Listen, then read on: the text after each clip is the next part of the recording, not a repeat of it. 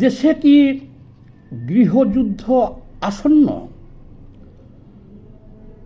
আমরা এরকমই আভাস চারিদিকে পাচ্ছি। দেশটা কি আমরা গৃহযুদ্ধের দিকে নিয়ে যাচ্ছি? এখন দেশে পরিকল্পিতভাবে দুইটা কাজ করা হচ্ছে। একটা হলো ভারতের সাথে যুদ্ধ বাঁধিয়ে দেওয়া, কেন এই মুহূর্তে আমাদের 1 মাস পর নির্বাচন।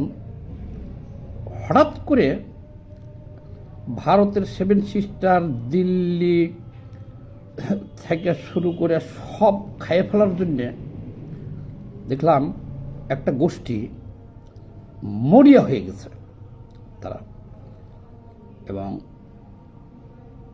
সরাসরি এদেরকে ইন্ধন দিতেছে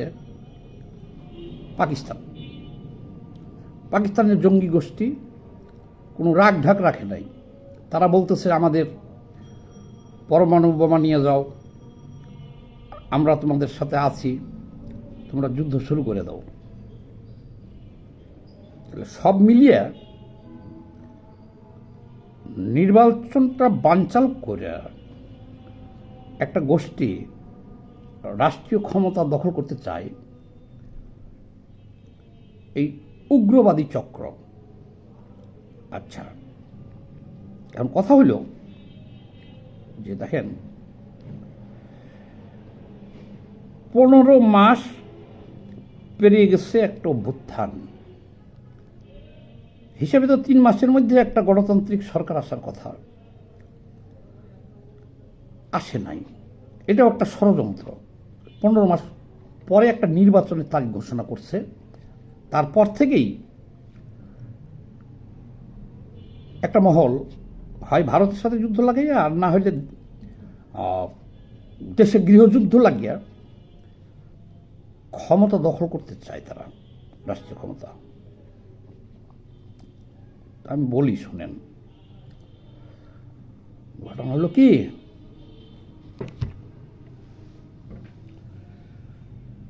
ডেইলি স্টার, প্রথম আলো, উদীচী, ছায়ানট, তারপরে চট্টগ্রামে ভারতীয় উপকমিশনারের বাসভবনে হামলা, 32 নম্বরের হামলা।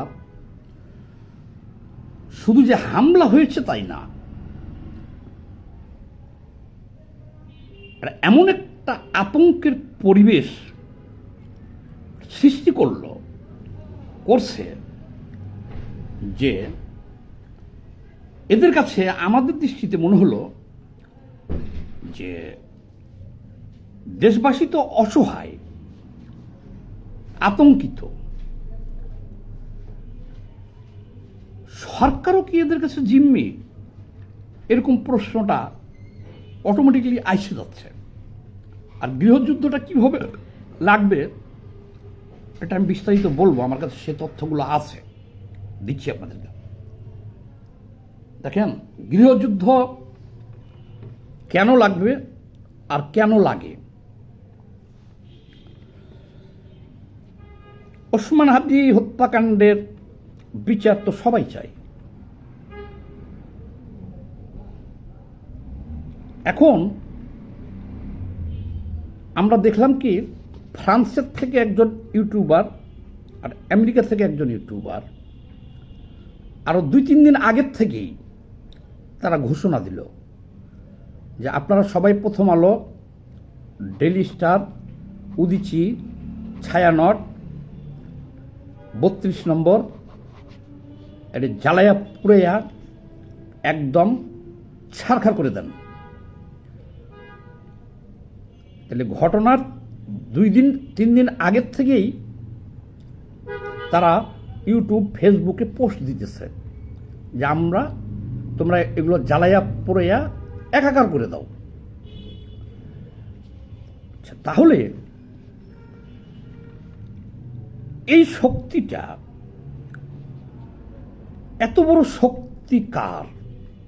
এরা কারা? যে ঠিকই তারা এগুলোকে মেশাকার করে দিল, নারকীয় কাণ্ড ঘটেল। দেশের প্রধান দুটি পত্রিকা তারা যেভাবে বলছে ঠিক সেইভাবে এই প্রতিষ্ঠানগুলোকে জ্বালাইয়া পুড়ে একেবারে একটা ভয়ঙ্কর ভীতিকর পরিবেশ সৃষ্টি করল। শুধু যে ভীতিকর পরিবেশ সৃষ্টি করলো তা না, ডাইরেক্ট সেনা প্রধানকে গালাগালি করতেছে, সেনাবাহিনীকে গালাগালি করতেছে, আর পুলিশ তো ভয়ে তাদের কাছেই যেতেছে না। তাহলে জনগণ এটি দেখার পরে কি পরিমাণ আতঙ্কিত এবং নিরাপত্তাহীনতায় ভুগছে জনগণ। হায় হায়, এরা কারা? ডেইলি স্টারের সামনে দেখলাম সেনাবাহিনীকে বলতেছে যে 20 মিনিট সময় দিলাম, এর মধ্যে যারা আটকা পড়ছে এদের বের করতে পারেন, না হলে আমরা আগুন জ্বালাই দেব। অল্পের জন্য প্রায় 30 জন সাংবাদিক ডেইলি স্টারে বেঁচে গেছে। যেখানে নারকীয় ঘটনা ঘটেছে, আগুন লাগাই দিচ্ছে, লুটপাট করছে, জ্বালাও পোড়াও করছে, অল্পের জন্য 30 জন সাংবাদিক বেঁচে গেছে। তারা ছাদে আশ্রয় নিয়েছিল, পরে সেনাবাহিনী উদ্ধার করছে। তাহলে এই শক্তিটা এরা কারা? প্রকাশ্য ঘোষণা দিয়ে তারা এই যে নারকীয় কাণ্ড, তারা যা বলতেছে তাই তো করতেছে। এর আগে বিভিন্ন জায়গায় গরু জবাই করছে, জিয়াফত করছে। আচ্ছা, আবার এই গোষ্ঠীটার মধ্যে যে একজন ফ্রান্সে থাকে, যে আমেরিকায় থাকে, তারা ডিজিএফআই, সেনাবাহিনী, সেনাপ্রধান, এমনকি মাননীয় প্রধান উপদেষ্টা, উপদেষ্টাবিন্দু সবাইকে আকথ্য ভাষায় গালাগালি করতেছে তারা। এবং বুঝলাম যে তারা নিরাপদ দূরত্বে থেকে গালাগালি করতেছে, কিন্তু তারা তো ঘোষণা তো ওখান থেকে আসছে, আমরা দেখতেছি। তারা যে নারকীয় তাণ্ডব চালাইব বলছিল সেটি তো তারা চালাইল। তাইলে এই ঘোষণা দেওয়ার পরে সরকার কেন, সেনাবাহিনী তো আছেই রাস্তায়, এই প্রতিষ্ঠানগুলো রক্ষা করল না? কারা সেনাবাহিনীকে ওখানে যেতে দেয় নাই বা দায়িত্ব দেয় নাই কেন সরকার? তাহলে কি সরকার জড়িত? সরকারের ভিতরে কি কোনো ডিপ স্টেট আছে যারা এই দেশটা দখল করে জঙ্গিবাদ কায়েম করতে চায়? আমরা তো দেখলাম ওসমান হাদির জানাজায় আসার পরে শত শত কালিমার পতাকা নিয়ে সংসদ ভবনে ঢুকে পড়ল সব।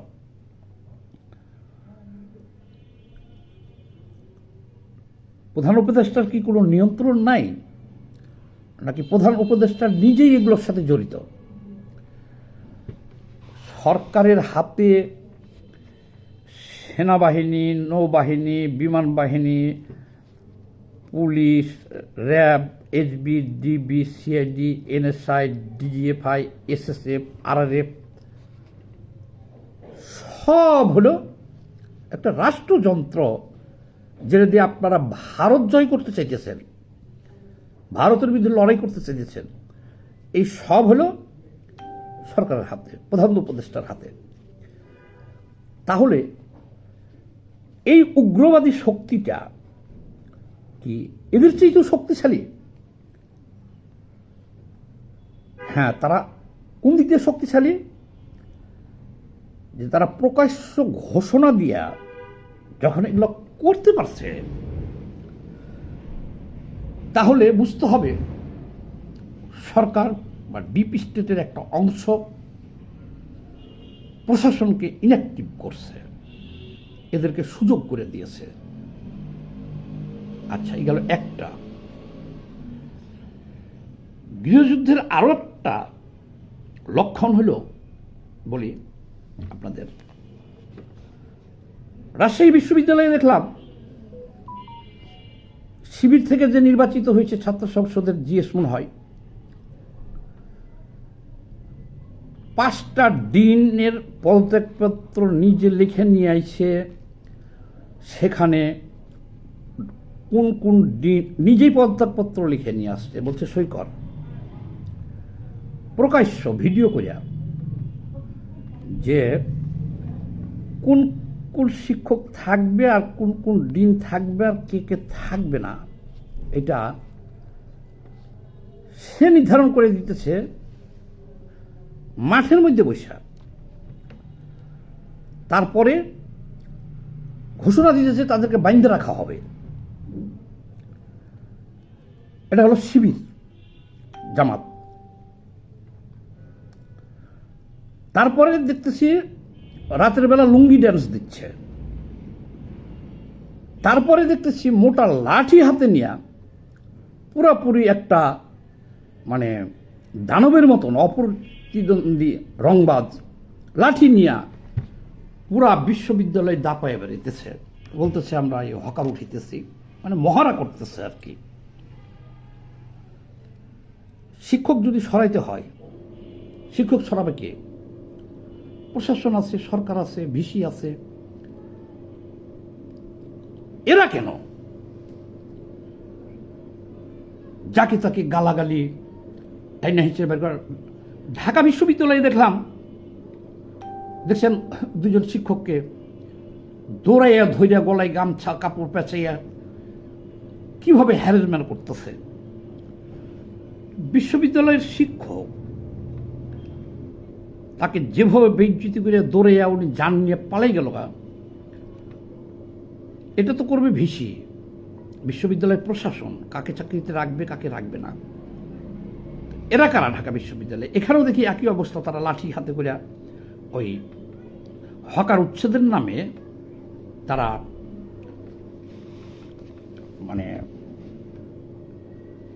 এমন একটা সিনক্রেট করতেছে যে এটা হলো ভয় দেখানো বা বিশ্ববিদ্যালয়ের নিয়ন্ত্রণ নেওয়া, যে দেখো বিশ্ববিদ্যালয়ের মাটি আকাশ বাতাস সব আমাদের। লাঠি নিয়ে তারা যারে তারে গালাগালি করতেছে, যারে তারে মারতেছে। আবার চট্টগ্রাম বিশ্ববিদ্যালয়ের শিবিরের সেক্রেটারি সে তো আগের দিনই ঘোষণা দিয়েছে যে বাম, উদিচি, ছায়ানট, ডেইলি স্টার অথবা এগুলো সব ভেঙে ঘুরিয়ে দাও। তাহলে এটার সাথে তো জামায়াত জড়িত, টোটাল ঘটনার সাথে তো জামায়াত জড়িত।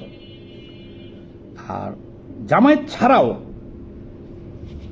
যে গোষ্ঠীটাকে দেখতেছি আমরা, উগ্রপন্থী যে গোষ্ঠীটাকে আমরা দেখতেছি, এরা তো একেবারে অপ্রতিরোধ্য। তো এরা রাষ্ট্রীয় ক্ষমতা দখল করতে তো এদের আর বাকি নাই। তারা ঘোষণা দিয়ে যা খুশি তাই করতেছে, সরকার নীরব, করতে পারতেছে। তারা এমন নৈরাজ্য আর ভীতিকর পরিবেশ সৃষ্টি করছে যে সারা দেশবাসী আতঙ্কিত হয়ে গেছে। একটা গোষ্ঠী পরিকল্পিতভাবে ওসমান হাদিকে হত্যা করছে। এই ছেলেকে হত্যা করার কোনো কারণ নেই, তো আর কোনো কারণ নেই। আচ্ছা, আবার একটা মানানসই ব্যাপার আছে। দেখেন, আবার ওই দেখলাম মিরপুরে আওয়ামী লীগ নেত্রী নাকি, উনি বলতেছে যে আওয়ামী লীগ নেত্রী 8-10 জন পোলাপান যে ঢুকে পড়ছে, তারপরে তারা উল্টা এলাকার কাছে মাইল ধরে খাইয়েছে। এরকম তো সারা দেশেই চলতেছে। তাহলে সরকার কে? সরকার কোথায়? আচ্ছা, গৃহযুদ্ধটা কোথায় হবে জানেন? আপনারা মনে করতেছেন যে আমি হয়তো বলবো যে গৃহযুদ্ধ করবে হলে আওয়ামী লীগ। আরে আওয়ামী লীগের নাম আমরা মুখেও নেই না, এখন 15 মাস হয়ে গেছে। পরাজিত কোনো শক্তি কে নিয়ে কোনো কথা যোদ্ধারা বলে না, আমরা বলি না। গৃহযুদ্ধ কে করবে? এখন ভারতে ফুলন দেবীর নাম শুনছিলেন? দস্যু ফুলন, নিম্ন বর্ণের একটা মেয়েকে 29 দিন আটকে রেখে ধর্ষণ করছিল। সে একা বাহিনী গঠন করে অস্ত্র হাতে নিয়ে সারা ভারতবর্ষকে কাঁপিয়ে দিছে। অসংখ্য মানুষকে হত্যা করছে, ডাকাতি করছে, লুণ্ঠন করছে, শেষে সংসদ সদস্য হয়েছে, সারা ভারতবর্ষকে কাঁপাই দিচ্ছে, শুধু বাংলাদেশ না। যখন আপনি একটা মানুষের উপরে একেবারে অন্যায়, সীমাহীন অন্যায় করবেন তখন সে জ্বলে উঠবে, এমন প্রতিবাদী হবে যে সেই শক্তির সামনে এই যেগুলো দেখতেছেন এগুলো কিছুই থাকবে না। এই 15 বছর 20 বছর পোলাপান এরা যদি বিশ্ববিদ্যালয়ের অধ্যাপক, দেশের সম্মানিত লোকজনকে অকথ্য ভাষায় একটা রেওয়াজ হয়ে গেছে মাইক টাঙালি গালাগালি, আর তারা ছাড়া, এই উগ্র গোষ্ঠী ছাড়া বাকি যারা আছে সবাই আওয়ামী লীগের দোসর। যারা 15 বছর লড়াই করছে তাদেরকে বলতেছে আওয়ামী লীগের দোসর। একটা ভয়াবহ পরিস্থিতি সৃষ্টি করছে দেশে। তাহলে আওয়ামী লীগ লাগবে? গৃহযুদ্ধ বাদতে আওয়ামী লীগ লাগবে? আপনি যদি একটা মহাসম্মানিত লোককে যদি এইসব ন্যাংটা পোলাপান দিয়ে অপমান করে, বেইজ্জতি করে, যাকে তাকে আওয়ামী লীগের ট্যাগ দেয়। আমি তো দেখলাম ফ্রান্সের থেকে 3 দিন আগে বলতেছে ইয়ারে ধরার জন্য, আনিস আলমগীরকে ধরার জন্য, ঠিকই তো তাকে গ্রেপ্তার করলো। তাহলে সরকারটা কে চালাইতেছে? এখানে তো আমরা আতঙ্কিত। তবে এই উগ্রবাদী গোষ্ঠী যত দ্রুত, সেনাবাহিনী ইনঅ্যাক্টিভ থাক, পুলিশ ইনঅ্যাক্টিভ থাক, সরকার ইনঅ্যাক্টিভ থাক, কিন্তু এরা যা করতেছে তাতে মাইনে নিবে না সাধারণ মানুষ। এটা মাইনে নিতে পারতেছে না, মাইনে নিবে না। এটা ভয়াবহ একটা গৃহযুদ্ধের দিকে যাচ্ছে দেশ, মেনে নিবে না এটা। আচ্ছা, দেশে 52টা নিবন্ধিত দল আছে, তারপরে সরকার আছে। তারা কই? এরা কারা? সারা দেশে যে জ্বালাও পোড়াও অগ্নি সন্ত্রাস করতেছে, ইনারা কারা? তো সবাই দেখতেছি ইনারা এরা। সরকার যখন এদেরকে সাই দিচ্ছে, প্রশাসন যখন এদেরকে ডিক্লার দিয়ে এগুলো করার সুযোগ দিচ্ছে, তাহলে তো আমরা আতঙ্কিত হইতেই হয় আমাদেরকে, যে পাকিস্তানের ইন্ধনে ডিপ স্টেটের একটা অংশ এই গোষ্ঠীটাকে দিয়া বাংলাদেশের রাষ্ট্রীয় ক্ষমতা দখল করিয়া একটা তালেবানি রাষ্ট্র কায়েম করার লক্ষ্যেই শত শত কালেমার পতাকা উঠতেছে, এবং এটা সরকারের একটা অংশর হাত আছে, এবং এটা অপ্রতিরোধ্য শক্তি। তবে আমি বলে দিই, সরকারকে হুঁশিয়ার করে দিই, দ্রুত কঠোর ব্যবস্থা নেন। এরাই একমাত্র অপ্রতিরোধ্য শক্তি না।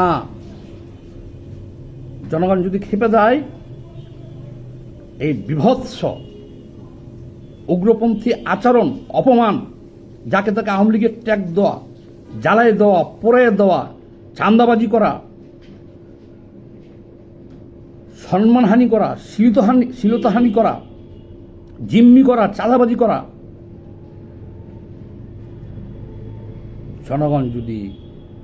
জনগণ কিন্তু কি আর নিতে পারতেছে না, কিন্তু এদেরকে সাবধান।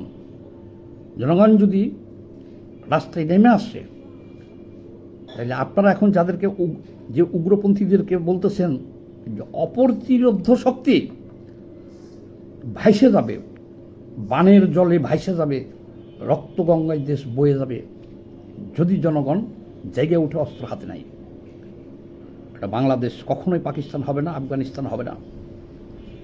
সরকারকে হুঁশিয়ার করে দিতে চাই, আমরা গন্ধ পাইতেছি যে সরকারের একটা অংশ এদেরকে প্রশ্রয় দিতেছে। আর এ সমস্ত কাজে শিবিরের ঘোষণায় জামায়াত তো স্পষ্টই জড়িত। জামায়াত তো নির্বাচন চায় না, তারা যে কোনো একটা ফাঁক ফোকর বের করিয়া ওই কালেমার পতাকা নিয়ে এই গোষ্ঠীকে সাথে করে তারা ঢুকে পড়তে চাই যমুনায়। যদি এদের বিরুদ্ধে কঠোর ব্যবস্থা না নেন, তাহলে আমি সব দিক বিবেচনা করে বললাম, দেশে কিন্তু গৃহযুদ্ধ আসন্ন।